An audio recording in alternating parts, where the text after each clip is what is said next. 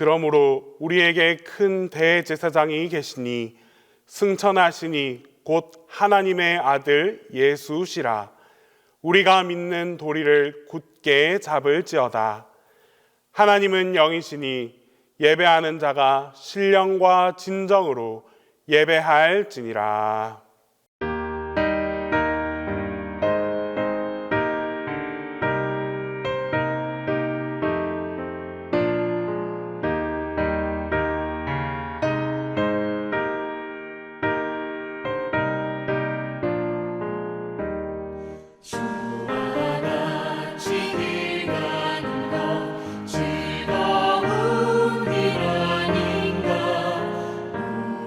주님 걸어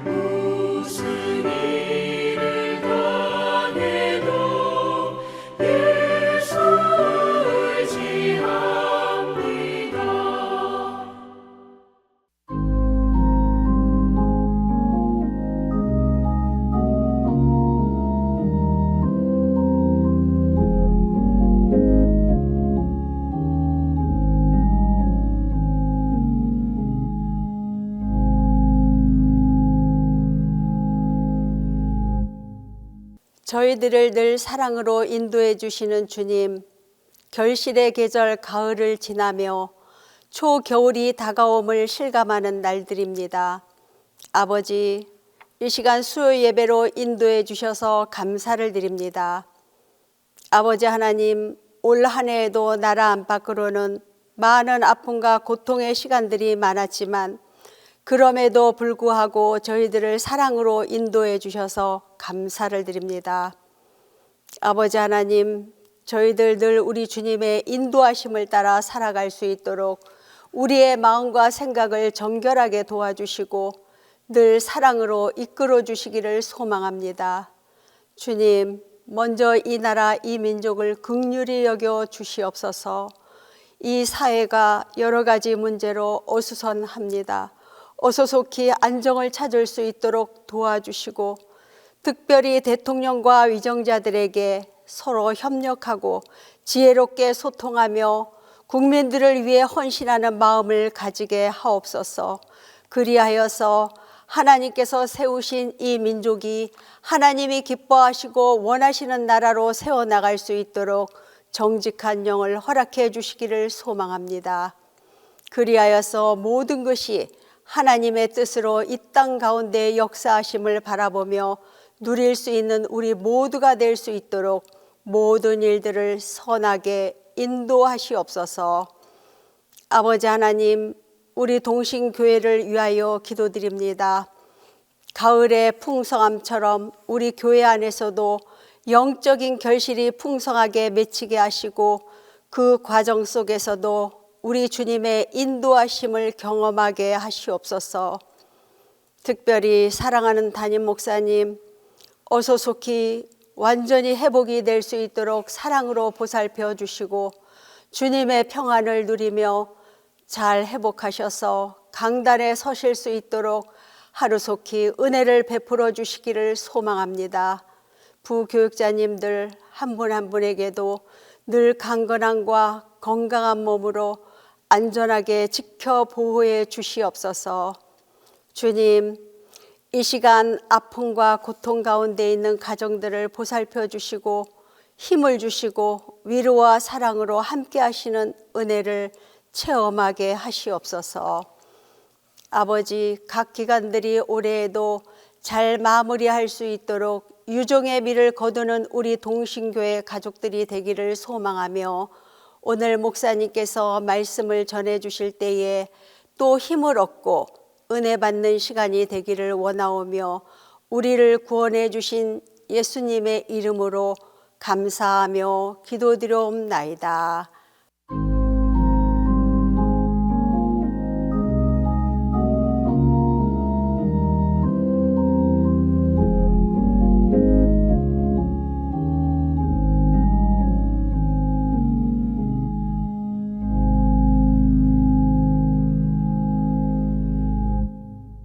수요 예배해 주시는 하나님 말씀은 열왕기 하 2장 7절에서 11절입니다.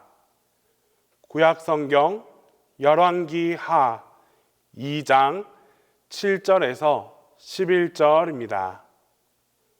선지자의 제자 50명이 가서 멀리 서서 바라보매 그 두 사람이 요단가에 서 있더니 엘리야가 겉옷을 가지고 말아 물을 치매 물이 이리저리 갈라지고 두 사람이 마른 땅 위로 건너더라.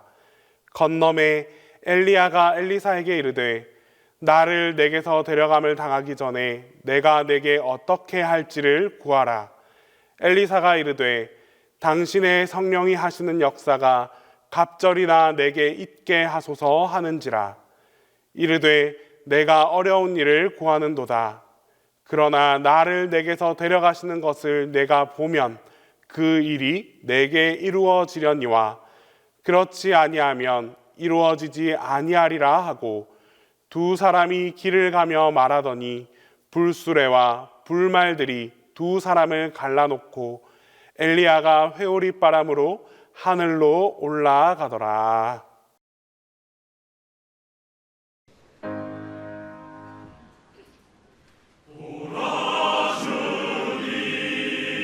구름 타시고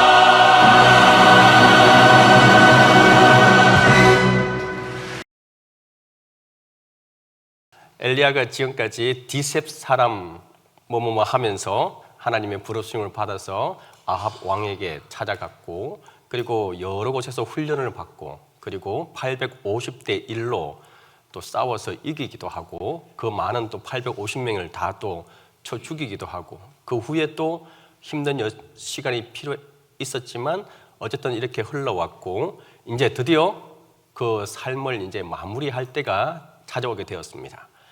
다시 말해서 엘리야가 이제 성천을 하게 되는데, 어떻게 이제 그 과정들이 이루어지는지 오늘 이 시간 우리가 함께 살펴보도록 하겠습니다. 어떻게 해서 이 엘리야가 하늘로 올려지고, 그 올려지기 직전에 어떤 일들을 행했고, 또 어떻게 그 일들이 이루어졌는지를 오늘 이 시간 함께 살펴보도록 하겠습니다. 먼저 말씀을 같이 읽어볼게요. 시작. 여호와께서 해오리 바람으로 엘리야를 하늘로 올리고자 하실 때에 엘리야가 엘리사와 더불어 길갈에서 나가더니.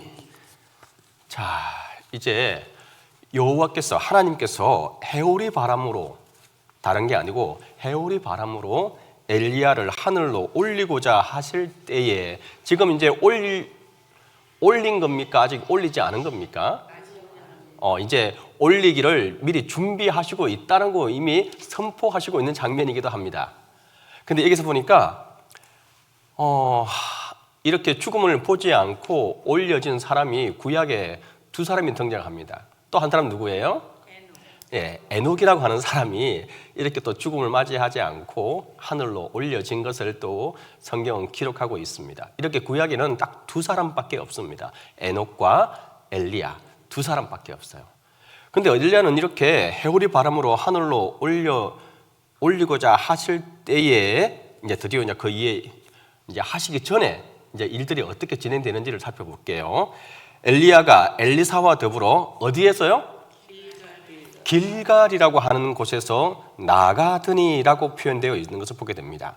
요 길갈이라고 하는 장소가 우리에게 필요한데, 마우스로 길갈을 좀 표시해 주시면 감사하겠습니다. 길갈 보입니까? 예. 길갈이 어디 옆에 있어요? 요단강 바로 옆에 있죠. 예, 요단강 바로 옆에 있습니다.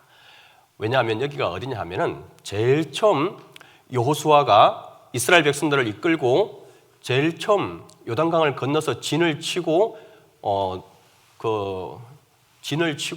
그리고 싸울 준비를 했던 곳이 어딘지 아세요? 바로 이 길갈이라고 하는 곳입니다.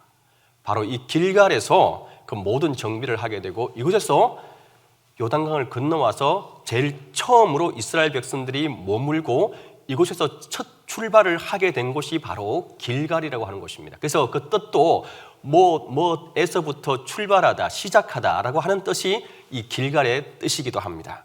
그리고 이 이스라엘 백성들이 새로운 출발을 했던 곳이 길갈이고, 그리고 신앙의 출발점이라고도 표현할 수 있는 곳이 이 길갈이라고 하는 곳이었습니다.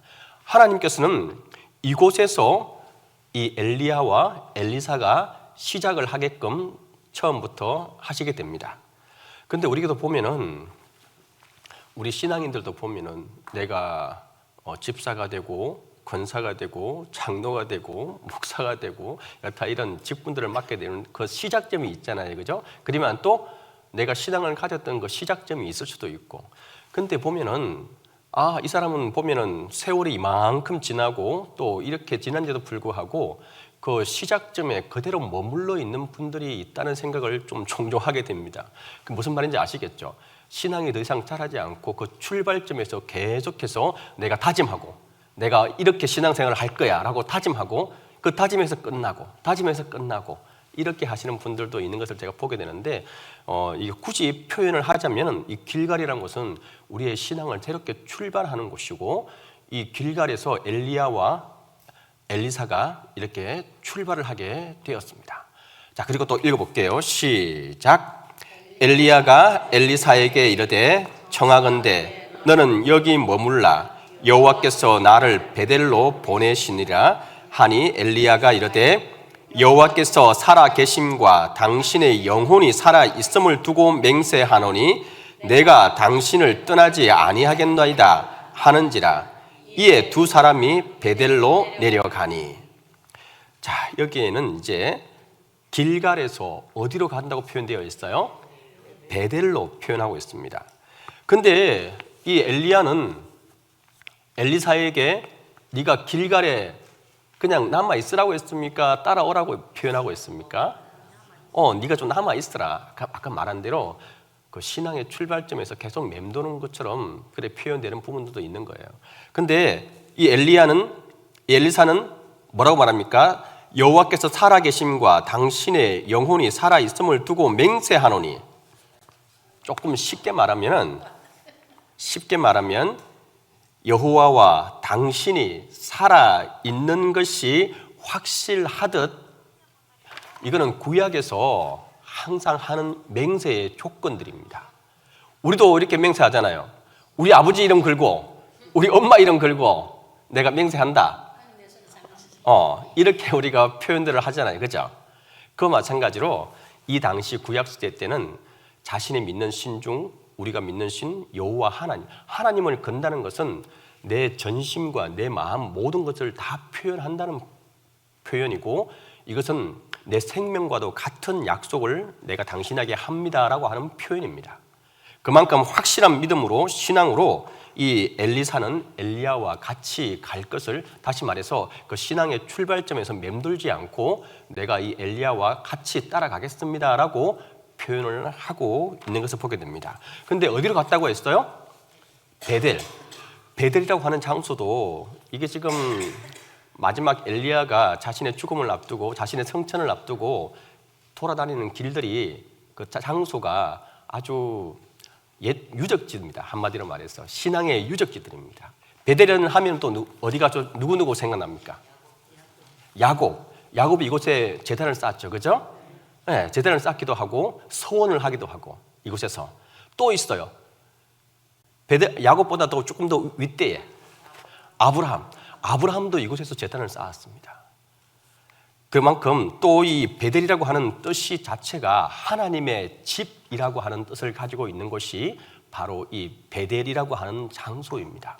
그만큼 하나님을 가까이 만날 수 있고 하나님과 동행할 수 있는 장소가 바로 이 베델이라고 하는 장소였습니다.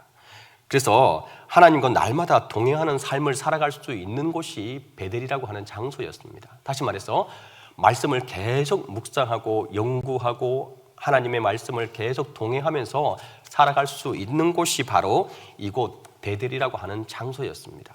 이걸 좀 우리 오늘 신앙인으로 표현하자면, 새롭게 출발을 했어요. 그리고 이 베델까지 오게 됩니다. 베델에서는 하나님과의 깊은 만남도 있고 하나님 말씀을 계속 들으면서 깨우침도 있고 또 하나님 말씀을 연구하면서 내가 아는 지식이 쌓여가기도 합니다. 근데 거기서 끝난다면 어떻게 될까요? 그것은 바리새인과 똑같은 생활을 하게 되는 것입니다. 오직 율법 안에서, 오직 네가 이렇게 율법 안에서 모든 다른 사람을 정죄하게 되는 것이 여기에서 머물게 되는 곳입니다. 자, 그리고 계속해서 읽어볼게요. 먼저는 베델은 길갈에서 조금 서쪽으로 가면 있게 되는 장소입니다. 자, 그리고 또 읽어보겠습니다. 시작. 베델에 있는 선자들의 제사장들이 엘리사에게로 나와 그에게 이르되, 여호와께서 오늘 당신의 성생을 당신의 머리 위로 데려가실 줄을 아시나이까 하니 이르되, 나도 또한 아노니 너희는 잠잠하라 하니라. 베델에 있는 선지자의 제자들이라고 표현되어 있는 것을 보게 되는데, 선지자의 제자들, 다시 말해서 이 엘리야도 선지자죠. 그죠? 바로 이 사람들의 후배들, 또 제자들입니다. 자, 그런데 이 선지자들의 베델에 있는 선지자들, 다시 말해서 베델, 요즘 말로 치면은 베델에 있는 신학교에 있는 제자들을 말하는 겁니다. 신학교에 있는 신학생들을 말하는 겁니다. 근데 이 선지자들, 제자들은 언제부터 있었냐면은 사무엘 시대부터 있었던 사람들입니다. 사무엘이 이 당시의 모든 것들을 보고 이래서는 안 되겠다. 이 세대와 이 풍파를 이겨낼 믿음의 사람들을 길러내야 되겠다라고 생각했고, 그리고 학교를 세우게 되고 사무엘 시대 때에 이 선지자들을 배출하게 되고 그리고 지금까지 오게 된 일들입니다. 자, 그런데 이 베들레헴 선지자들이 묻게 됩니다. 여호와께서 오늘 당신의 성생을 당신의 머리 위로 데려가실 줄을 아시나이까? 이 말이 무슨 말입니까? 엘리사, 너의 스승 엘리야가 오늘 하늘로 올라갈 것을 알고 있느냐? 그 말은 이미 모든 선지자들, 학생들이 이 사실을 알고 있다, 모르고 있다? 다 알고 있는 그런 상황입니다. 그리고 엘리사에게 더 확답을 듣기를 원했던 것입니다. 그런데 이때에 이 엘리사가 대답합니다. 뭐라고요? 너희는 잠잠하라. 참 이게 이런 일들을 우리가 교회 생활을 통해서도 아니면 여타 다른 생활들을 통해서도 많이 보게 되고 경험하게 되는 부분들입니다. 어떻게 보면은. 왜냐하면 이 잠잠하라고 하신 것은 엘리사가 그들에게 잠잠하라고 말한 것은 하나님이 행하실 역사에 너희들이 이래라 저래라 경거망동하지 말라라고 하는 표현입니다. 그리고 지금 나의 스승, 나의 아버지, 믿음의 신앙인 아버지 엘리야가 이제 그 삶을 마무리하는데 옆에서 시끄럽게 하지 말고 조용히 그 모든 것들을 지켜보고 하나님이 어떻게 행하시는지를 지켜보자는 뜻입니다. 진정으로 우리가 하나님의 일을 기도하고 행할 때에 우리 다 기도하고 있잖아요. 그러면 그 일들이 어떻게 진행되는지는 우리가 잠잠히 지켜볼 뿐입니다. 그리고 그 일들이 이루어지는 것을 우리가 속으로 기뻐하고 그리고 겉으로 또 표현도 하기도 있겠지만 정말 그 일들이 하나님 안에서 이루어지는 것을 잠잠히 지켜보는 것이 중요합니다. 자, 계속해서 읽어볼게요. 시작.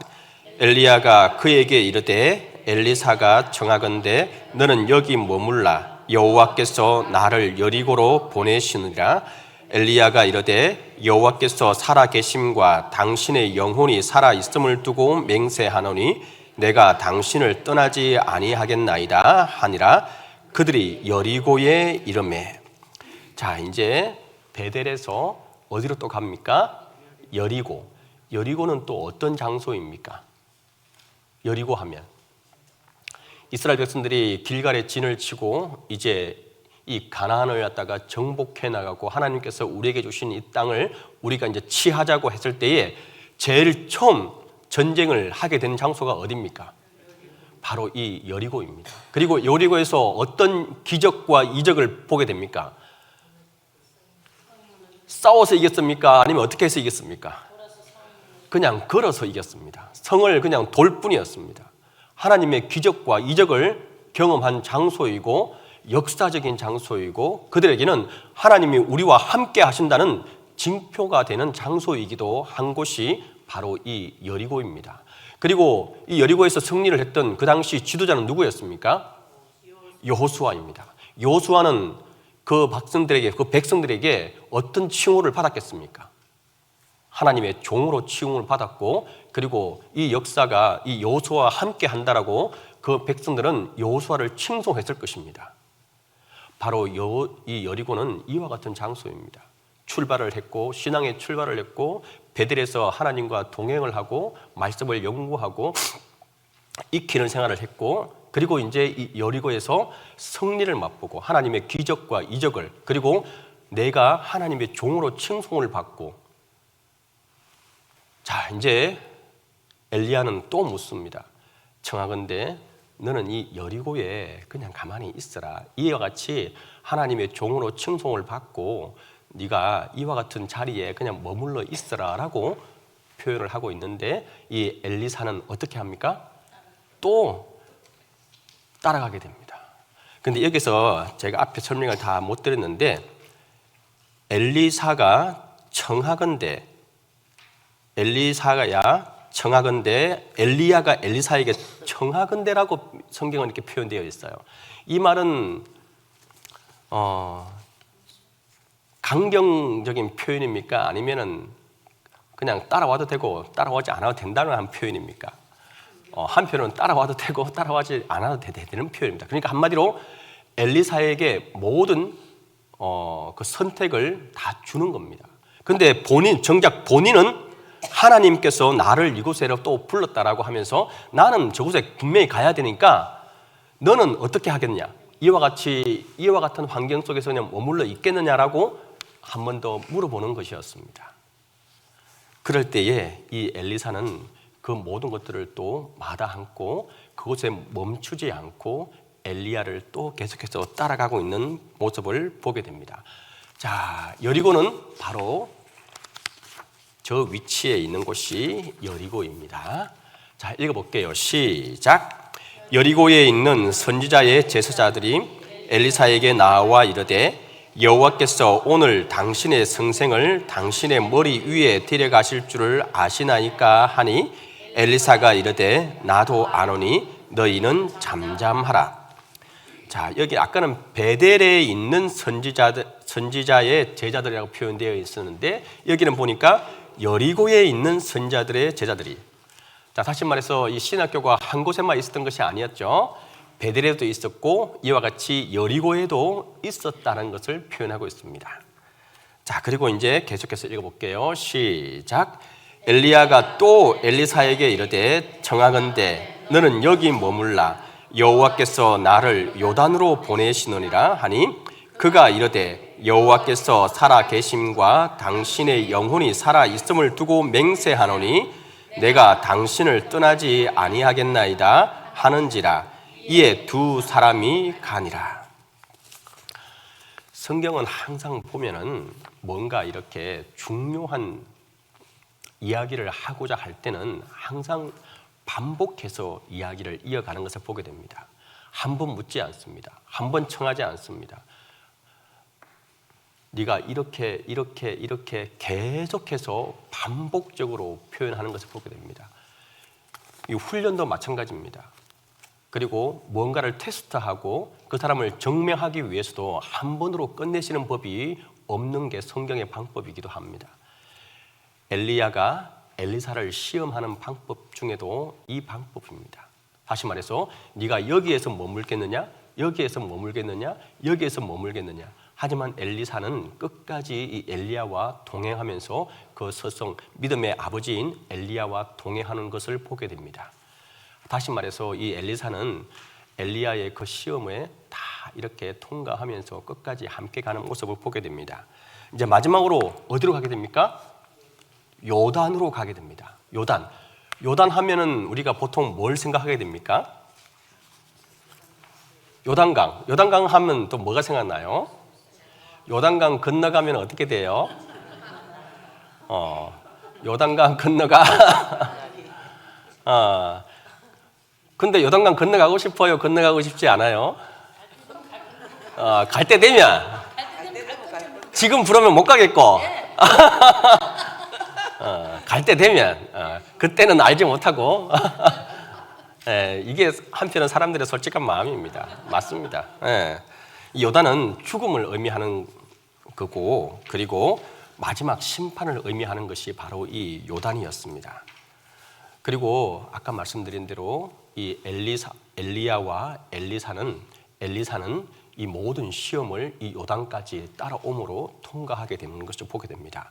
하나님의 백성으로 살아간다면 이게 참 우리가 힘든 부분인데 출발할 수도 있고 출발점에서 계속 맴돌 수도 있고 하나님과 나 동행하면 여기가 좋습니다 하면서 거기서 그냥 멈출 수도 있고 그리고 또 하나님의 기적을 보고 하나님의 기적을 통해서 내가 여기가 좋사오니 멈출 수도 있습니다.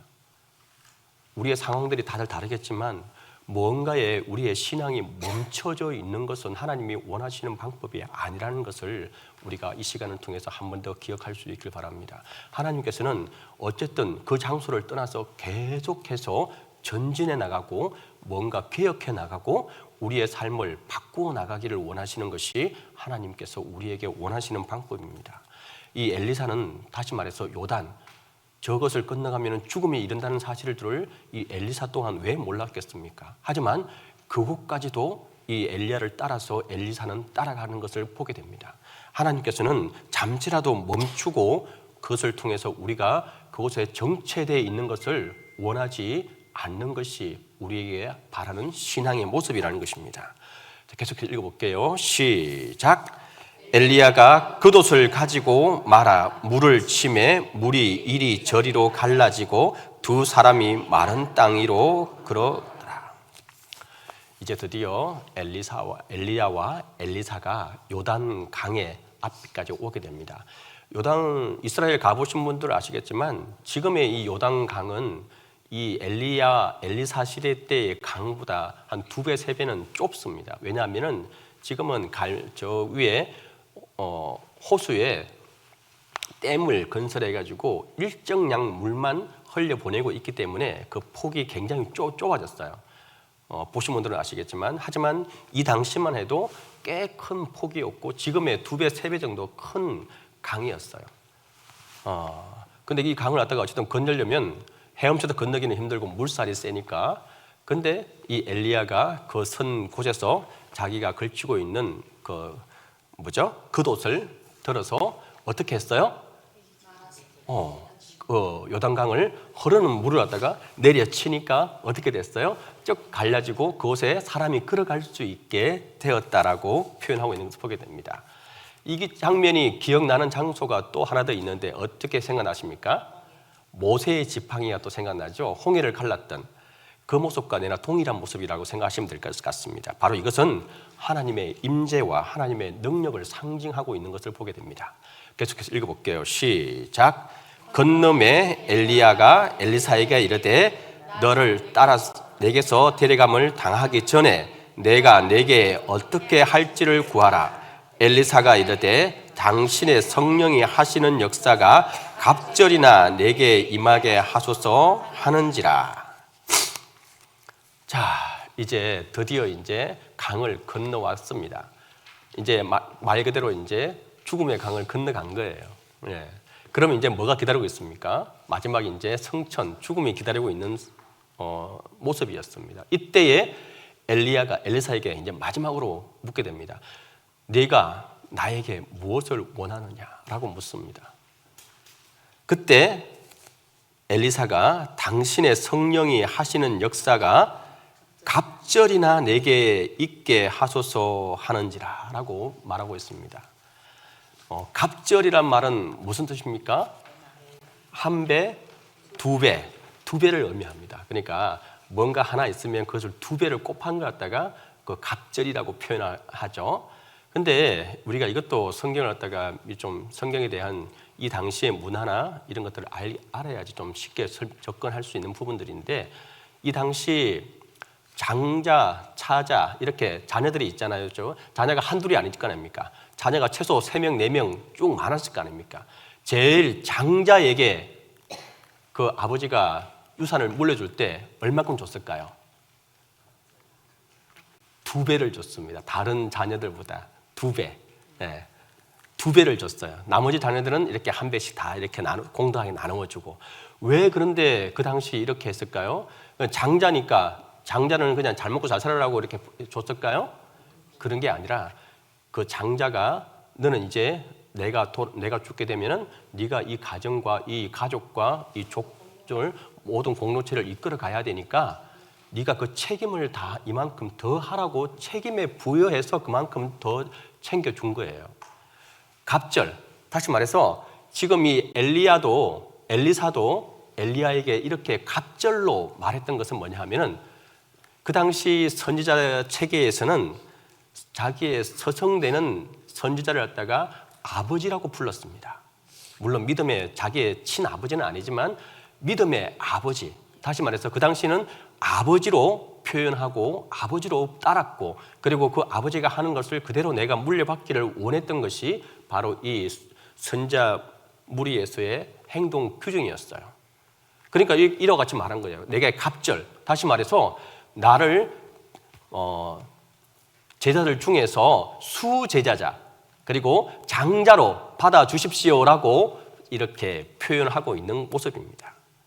그리고 이 엘리사가 자기의 욕심으로 이렇게 했을까요? 다시 말해도 지금의 엘리야는 이 당시 북이스라엘에 없어서는 안 될 믿음의 믿음의 지도자였습니다. 이 사람이 지금 없어지게 되면 이 모든 것들이 다시 무너지고 마는 그런 형편이었어요. 그러다 보니까 이 엘리사는 이 엘리야를 대신해서 내가 이 일을 감당하기에는 내 힘이 부족하니 이와 같이 해달라고 표현을 했던 것입니다. 읽어볼게요. 시작. 그러나 나를 내게서 데려가는 것은 내가 보면 그 일이 내게 이루어지려니와 그렇지 아니하면 이루어지지 아니하리라 하고. 자, 여기에서 이제 중요한 부분들이 나타나게 됩니다. 엘리야는 자타공인, 그건 누가 뭐라고 해도 하나님의 큰 기적을 일으켰던 사람이고, 그리고 많은 사람들이 칭송하는 사람이었고, 이 사람은 하나님의 종이고 하나님의 사람으로, 그리고 큰 능력을 일으켰던 사람으로 다들 인식하고 있는 상황이었습니다. 그러면 엘리야 본인도 얼쑥해서 어떻게 하겠습니까? 내가 이 일들을 내가 했다라고 표현할 수도 있을 것입니다. 하지만 이 엘리야가 엘리야 될 수 있었던 것은 지금 이 모습에서 바로 볼 수 있는 것입니다. 그는 끝까지 이 모든 것들이 내가 한 게 아닌 것을 이렇게 말하고 있는 거예요. 내가 어려운 일을 구하는도다. 어려운 일, 자기가 할 수 있는 일이랍니까? 못하는 일이라는 것입니까? 자신은 할 수 없는 일이라는 겁니다. 한편으로는 하나님의 능력과 역사는 엘리야 본인이 할 수 있는 것이 아님을 지금 밝히고 있는 장면이기도 합니다. 그러나 나를 내게서 데려가시는 것을 내가 보면 그 일이 내게 이루어지려니와 라고 말하고 있는 것을 보게 되는데, 그 말은 무슨 말입니까? 엘리사, 네가 하나님의 임재가 임하고, 그리고 하나님이 나를 데려갈 때 하나님이 분명히 함께 하실 텐데, 그 하나님을 보고 만났을 때 하나님의 은혜가 너에게 임하게 되면 이와 같은 일들이 이루어질 수도 있을 것이다 라고 말하고 있는 겁니다. 다시 말해서 자신은 나는 너에게 주고 싶지만 너는 줄 수 없다라고 마지막까지 말하고 있고, 이 모든 것들은 어디에서 온다고요?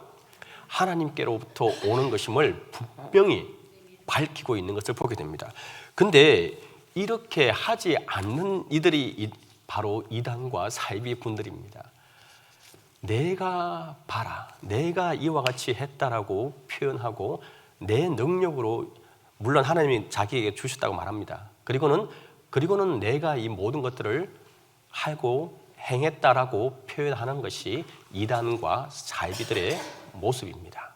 우리는 이것을 구별할 수 있어야 되고 분별할 수 있어야 합니다.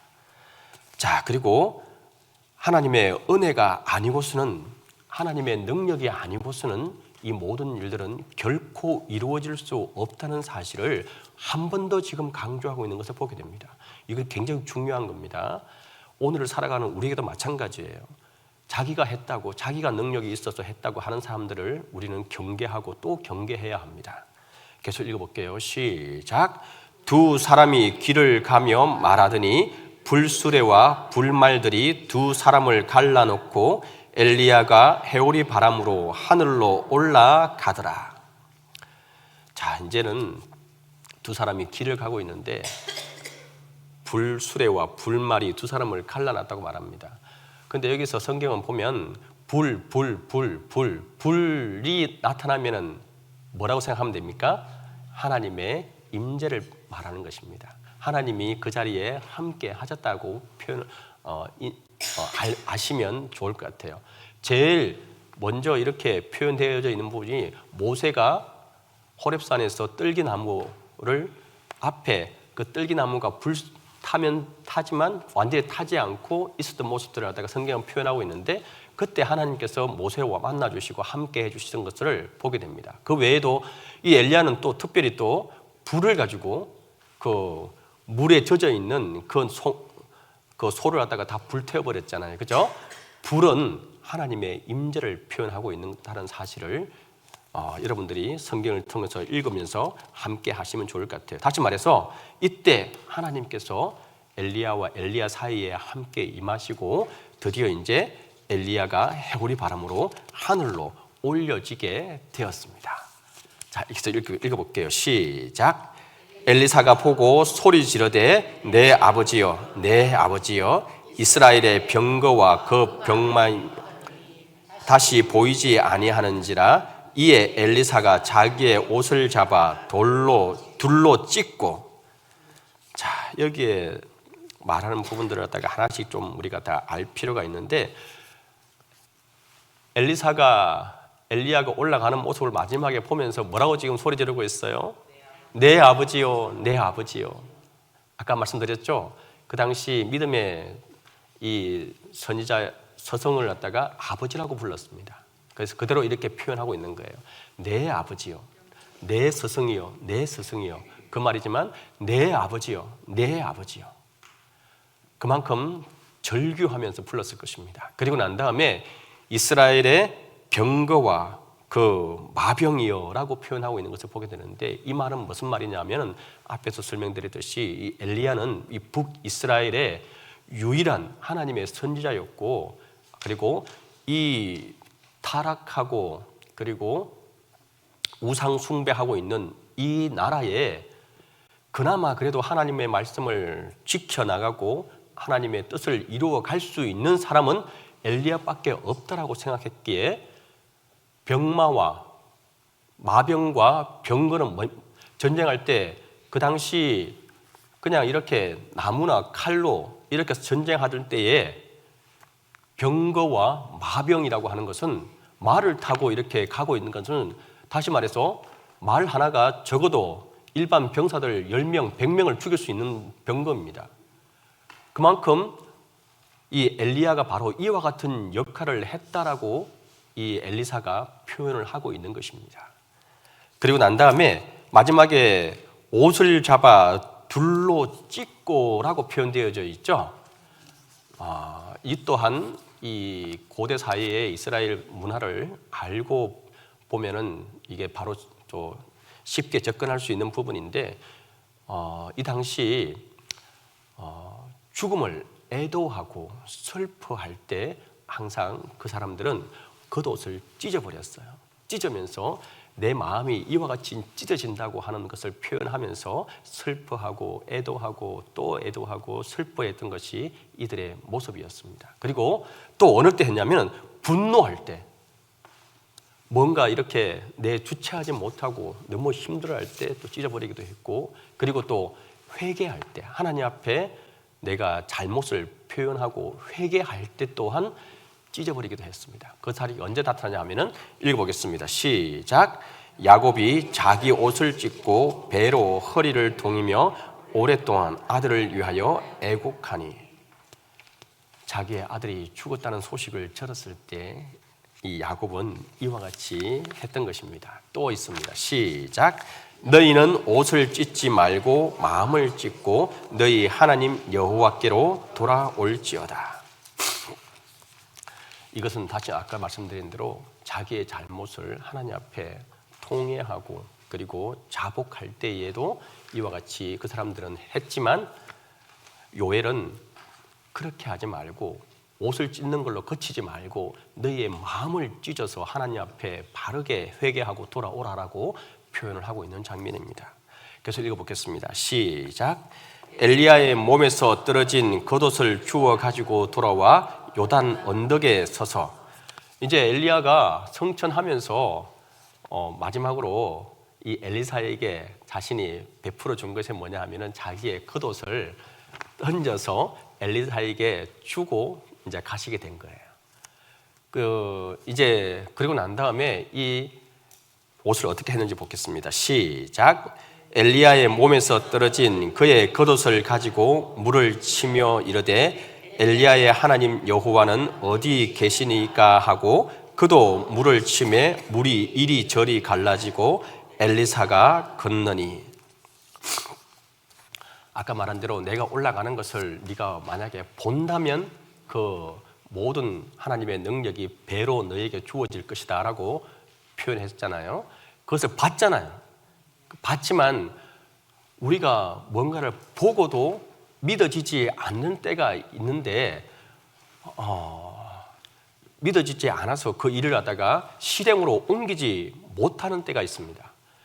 뭔가 우리가 기도하고 그리고 또 바라고 모든 것들을 했는데도 불구하고 그것을 믿지 못하고 끝에 가서는 내가 행동으로 그리고 실행으로 옮기지 못하는 경우가 많은 것을 보게 되는데, 이 엘리사는 그렇지 않고 자기의 본 것을 그대로 믿고 그리고 그 엘리야가 요단강을 건너갈 때 그 겉옷으로 어떻게 했는지를 자기가 기억하고 그 모습 그대로 엘리사도 그 겉옷을 가지고 요단강을 치게 되었을 때 그 일들이, 이 역사가, 기적이 이루어지게 된 것을 마지막으로 지금 표현하고 있는 장면입니다.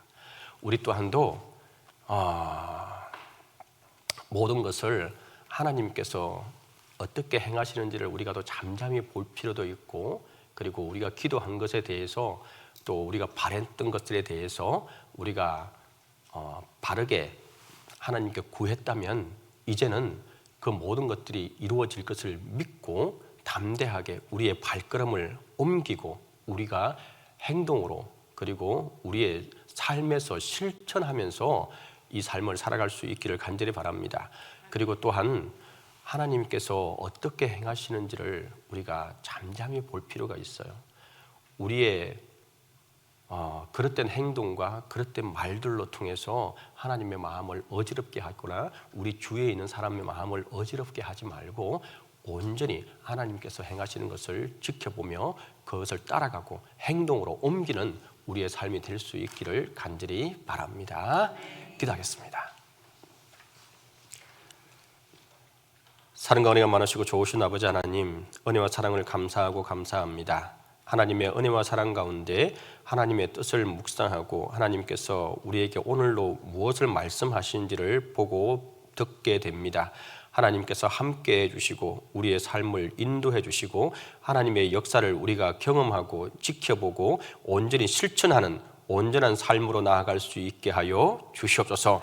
다음 만나는 시간까지 하나님의 도우심과 건강으로 지켜주시기를 믿고 예수님의 이름으로 기도드립니다. 아멘.